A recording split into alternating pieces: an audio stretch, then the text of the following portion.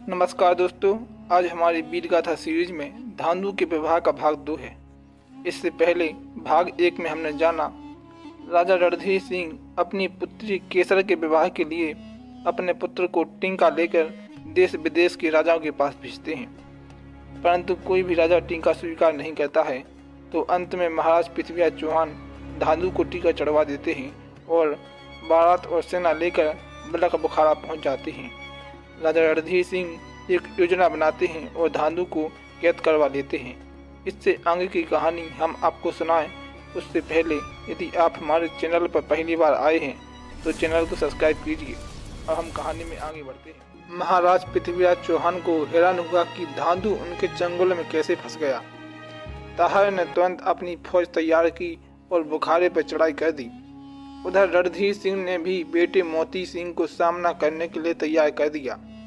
मोती सिंह ने कहा, कौन हमलावर है, कहाँ से आया है, जरा सामने आकर जवाब दो। ताहर ने तुरंत सामने जाकर जवाब दिया, हम दिल्ली से धांधु को ब्याहने के लिए आए हैं, अपनी बहन का ब्याह करा दो। हाँ, क्यों खून करवा रहे हो? मोती सिंह ने कहा, धांधु बनाभर गोत्री है, वह राजपूत से नीचा है, उससे विवाह नहीं हो सकता। बातों बातों में बात बढ़ गई और दोनों ओर से तोपें दाग दी गईं। गोले दनादन छूटने लगे, फौजें आगे बढ़ती गईं और आमने सामने भिड़ गईं, तो भाले और तलवार चलने लगी। तलवारों की खनक के बीच कुछ सुनाई नहीं दे रहा था। तब तक जीवन नाम की मालिन जादूगरनी को भी राजा रणधीर सिंह ने बुलवा लिया। उसने पृथ्वीराज की सेना को पत्थर बना दिया। सारी फौज जहाँ थी वहीं पत्थर हो गई। राज डेरे से आगे आया ही नहीं, दिल्ली चला गया। उसने स्वयं को पत्थर होने से बचा लिया। केसर को भी पता लगा कि पिथौरा राय दिल्ली लौट गया तो वह निराश हो गई। तब उसने महुआ पत्र भिजवाने का निश्चय किया। उसने रानी मल्हना के नाम पत्र लिखा और अपने तोते के गले में बांध दिया। तोता महुए में ठीक मल्हना के महल में जा बैठा। मल्हना ने अपना नाम देखा तो पत्र खोलकर पढ़ा। केसर ने सब विवरण लिख दिया कि धांधु को उसके पिता ने तय खाने में कैद कर रखा है। पृथ्वीराज युद्ध छोड़कर दिल्ली चली गई। मेरे ब्याह की तो संभावना ही नहीं रही।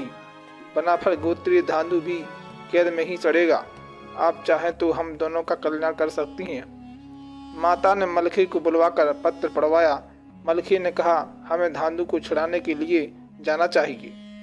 उदल पहुंच गए तो सारी बात सुनकर बोले, धांधु हमारा भाई है, हम तुरंत जाते हैं और उसको छुड़वाकर भाव ही टलवाते हैं।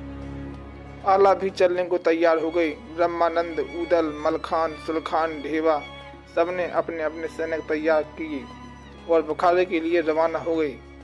फिर उदल और मलखान महाराज पृथ्वीराज चौहान के दरबार में गए। पृथ्वीराज दोनों को आया देखकर हैरान हुआ, परंतु स्वागत किया तथा सम्मान किया।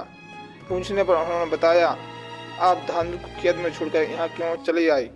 पृथ्वीराज ने कहा, फौज पत्थर हो गई है, जादू के सामने मैं बेबस हो गया। लड़ने जाता तो मैं भी पत्थर बन जाता, इसलिए चला आया। अब आप लोगों के साथ हूँ। जादू का जवाब तलवार से नहीं दिया जा सकता। मलखान की बात मानकर भी सेना लेकर चल पड़ा। बारे में 5 कोस पहले ही लश्कर ने डेरे डाल दिए। मलखान ने सबको समझा दिया, अभी किसी को अपने आने का कारण प्रकट मत करना, पहले हम जोगी बनकर भीतर का भेद लेने के लिए जाएंगे। आप सब डेरे में ही रहना, बाहर जाने का कतई प्रयास न करना। इसके बाद तो मलखान, ढेवा, उदल और गंगू चारों जोगी का भेष धारण करके नगर बुखारे में प्रवेश कर गए। तो दोस्तों, आज की कहानी को हम यहीं पे समाप्त करते हैं। इससे आगे की कहानी जानने के लिए आप हमारे अगले एपिसोड का इंतजार करें। धन्यवाद।